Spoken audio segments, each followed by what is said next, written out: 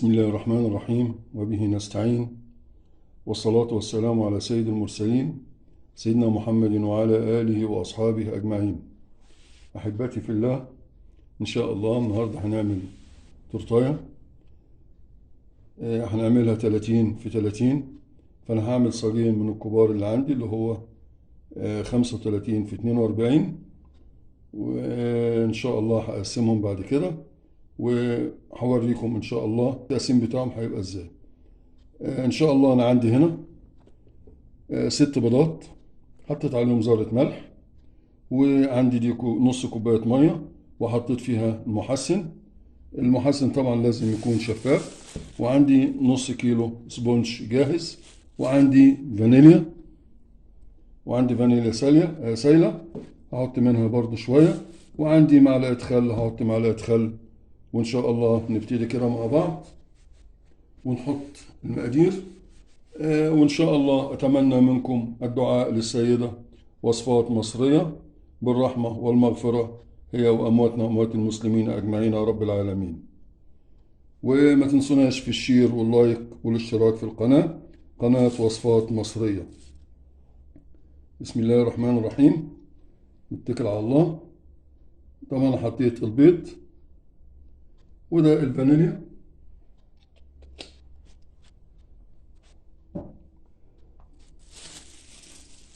وهحط المية والمحسن، وهحط دي السبونج اللي هو النص كيلو،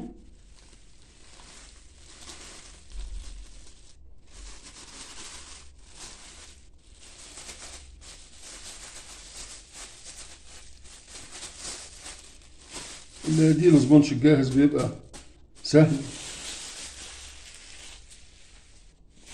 رغم ان انا بحب السبونج البيتي. هنحط الخل، ادي معلقة الخل،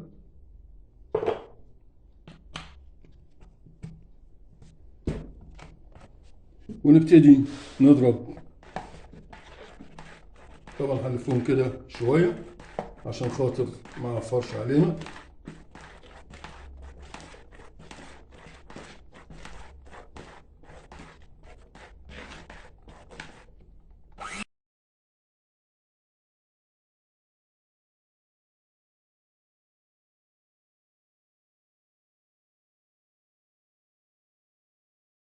وبكده يا حبايبي وصلنا للضرب لغاية ما هو بقى يلمع خليط ناعم وتقيل كده بينزل تقيل اهوت كده. هفضيه في الصاج، وان شاء الله هسويه وادخله الفرن والع من حوالي تلت ساعة.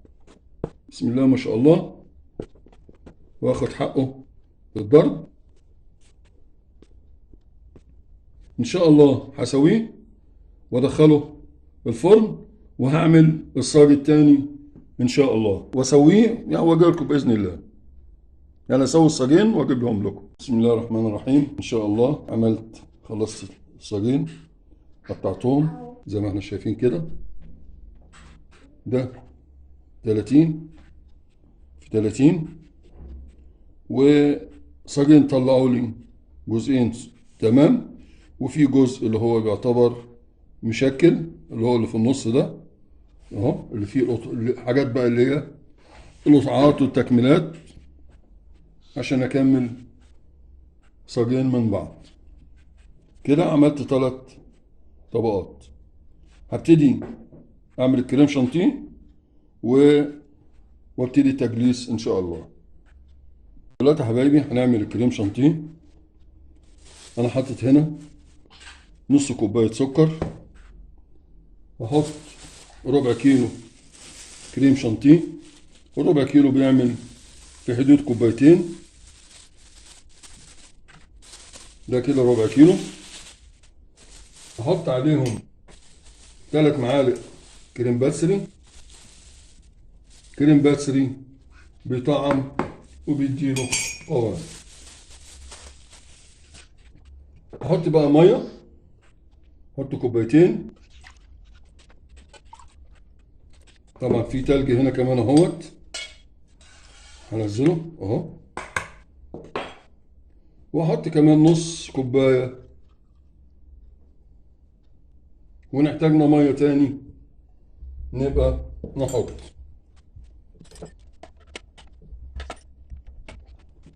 ونلفها لفه كده برضو.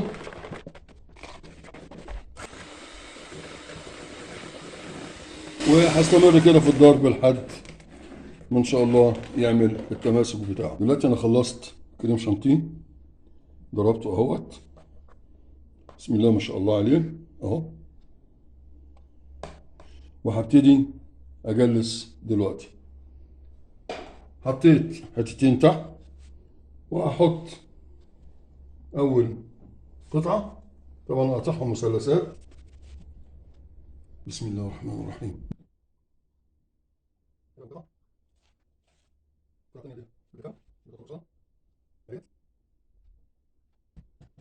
الاتنين كده عملوا لي شكل مثلثين عاملين 30 في 30، يعني كده يعتبر مربع 30 في 30.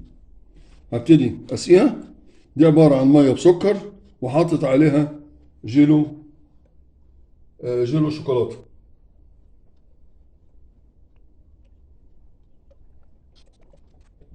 وهحط الكريمة.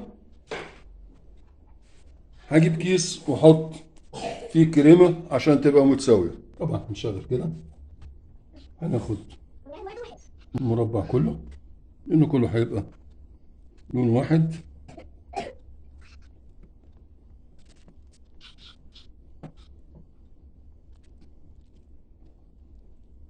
وهكمل كده الباقي، هسويهم واكمل ان شاء الله الطبقتين التانيين واجي لكم باذن الله.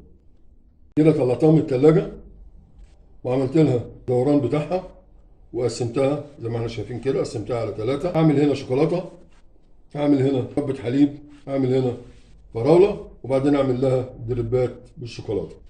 هبتدي احط لها مربى الحليب،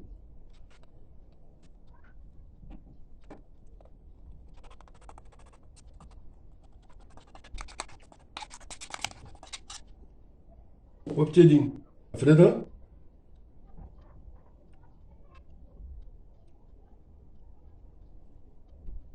وافردها بالطريقه ديت.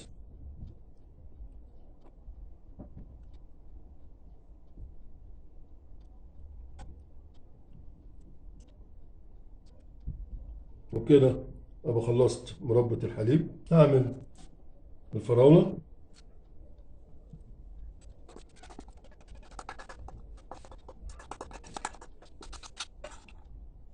انا لسه ان شاء الله هحط لها فواكه، جايب فاكهه برضه. وطبعا كده هفرد الفراوله،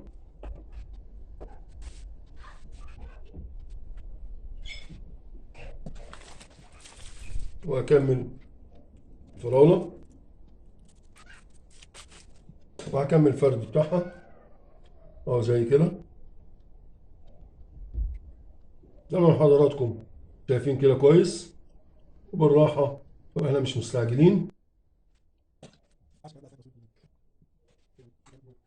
كده هحط بقى شوكولاته،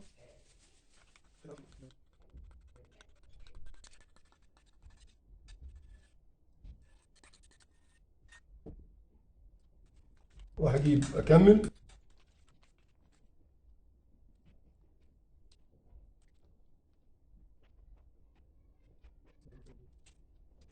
وابتدي افرد بالطريقه ديت.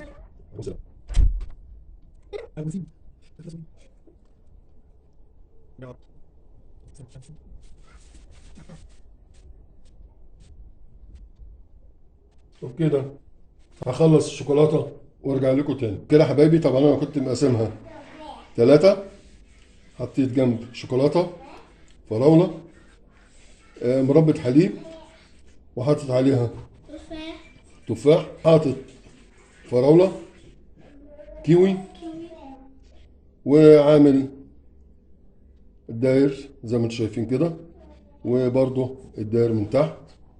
وديت جنب ده بس هو الشوكولاته، والباقي فراوله.